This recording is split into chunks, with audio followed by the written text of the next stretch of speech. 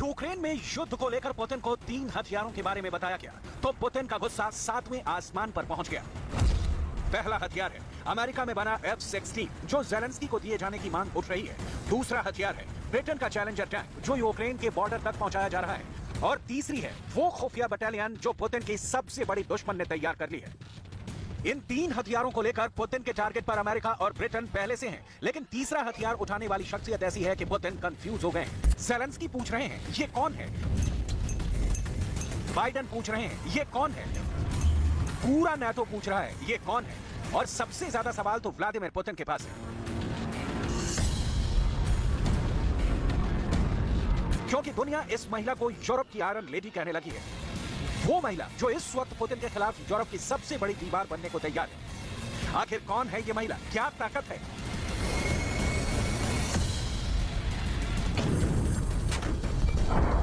ऐसे वक्त में जब यूक्रेन में पुतिन का गुस्सा दुनिया ने देखा, हजारों लाशों को देखा, नई सदी में सबसे बड़ी तबाही का मंजर देखा, जब पुतिन यूक्रेन और यूरोप में सब कुछ रौंदने और समतल करने के लिए तैयार है, तब रूस की फौज को सबसे बड़ी टक्कर देने के लिए यह महिला आगे आई है।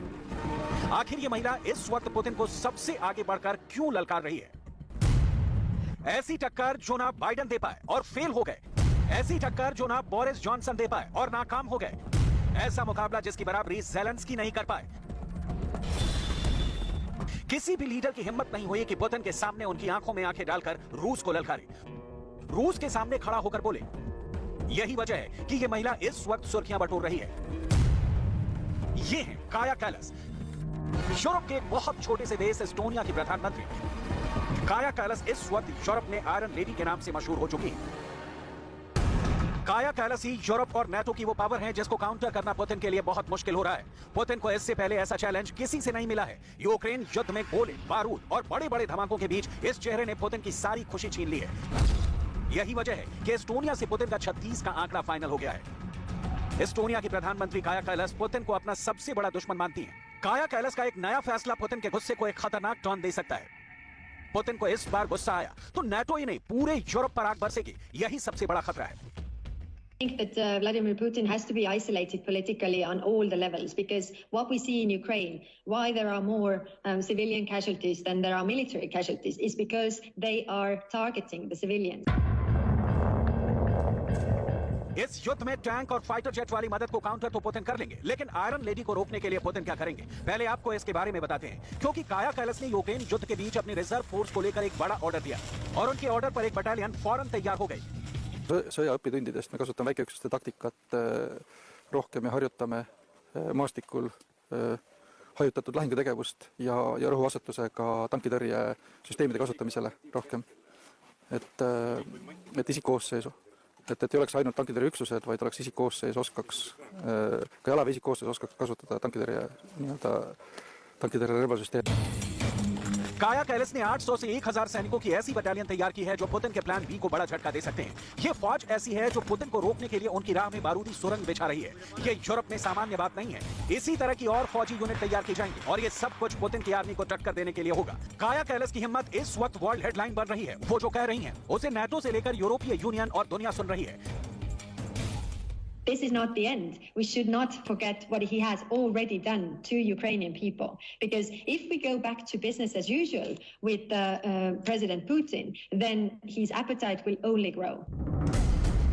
जब यूक्रेन में ज़ेलेंस्की हथियारों की डिमांड कर रहे हैं और नाटो सीधे तौर पर दखल देना चाहता है, जब पुतिन की मिसाइलों के आगे बाइडेन ने भी हार मान ली, तब काया कैलस ने पुतिन को सीधे चैलेंज कर दिया है। काया कैलस एस्टोनिया की प्रधानमंत्री हैं और उनका पुतिन को ललकारने का मतलब क्या है, इसे अब बहुत गौर से समझिएगा। उनके देश के साथ आपको उनकी हिम्मत का अंदाजा हो जाएगा। एस्टोनिया एक बाल्टिक देश है जिसकी आबादी भारत के किसी छोटे शहर से भी कम है, करीब 13.5 लाख। एस्टोनिया का क्षेत्रफल हरियाणा से बस थोड़ा सा ज्यादा है। मैप पर देखेंगे तो इसकी रूस से करीब 300 किलोमीटर लंबी सीमा लगती है, यानी इस पर भी खतरा यूक्रेन जैसा है। अब अंदाजा लगाइए कि पुतिन के सामने रूस, जो दुनिया का सबसे बड़ा देश है, उसके सामने एस्टोनिया की क्या हैसियत है। जिस रूस में एस्टोनिया जैसे 377 देश समा जाएं, उस पुतिन के देश की ताकत से ना घबराकर यूक्रेन पर पुतिन के हमलों से बेफिक्र होकर एस्टोनिया की प्रधानमंत्री काया कैलस ने रूस को फेस टू फेस चैलेंज करने का इरादा रखा हुआ है। Russia is fighting the war in Ukraine because it does not want freedom and democracy to prevail. There is no way we can let aggression pay off. Ukraine must win this war.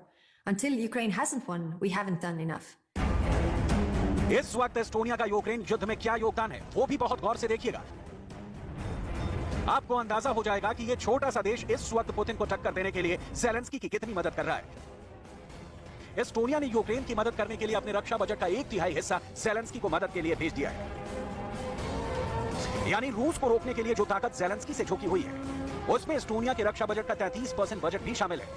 रूस के टैंकों को रोकने के लिए जो ताकत Ukraine इस्तेमाल कर रहा है उसमें एस्टोनिया की तरफ से बड़ी मदद की जा रही है।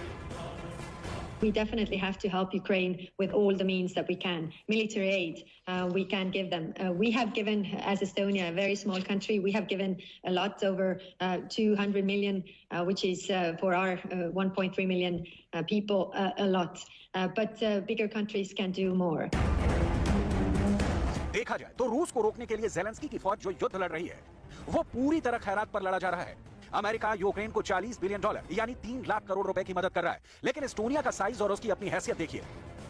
तो काया कैलस के देश ने यूक्रेन में रूस को रोकने के लिए एड़ी चोटी का जोर लगा दिया है। काया कैलस की सेना की तरफ से यूक्रेन को जो हथियार भेजे गए हैं अब वो देखिए। एस्टोनिया ने यूक्रेन को भारी भरकम तोप भेजी है। एस्टोनिया ने यूक्रेन को एंटी टैंक बारूदी सुरंग भेजी है। एस्टोनिया ने यूक्रेन को खतरनाक एंटी टैंक मिसाइल भी भेजी है। यूक्रेन को युद्ध शुरू होने के बाद अमेरिका से जो जैवलिन मिसाइल मिली थी वो भी एस्टोनिया के रास्ते ही क्यों पहुंची थी। यानी आप अंदाजा लगा सकते हैं कि रूस की फौज को घेर कर मारने में काया कैलस कितनी दिलचस्पी रखती है। जैवलिन मिसाइल ने रूस को बहुत बड़ा नुकसान पहुंचाया है। रूस के सैकड़ों बेहतरीन टैंक इसी मिसाइल का शिकार बने हैं। जैवलिन से यूक्रेन को लैस करने का अमेरिका का फैसला इसलिए मुमकिन हो पाया क्योंकि काया कैलस ने इस मदद में एक बड़ा रोल निभाया। ज़ेलेंस्की को मिली हर जैवलिन पर इस वक्त काया कैलस की ही छाप लगी हुई है। Military aid plays a huge role. So does humanitarian aid. In Estonia, we see that the more we help, the more Estonian people want to help. Today, I'm pleased to announce that Estonia will be pledging an additional €2.9 million in humanitarian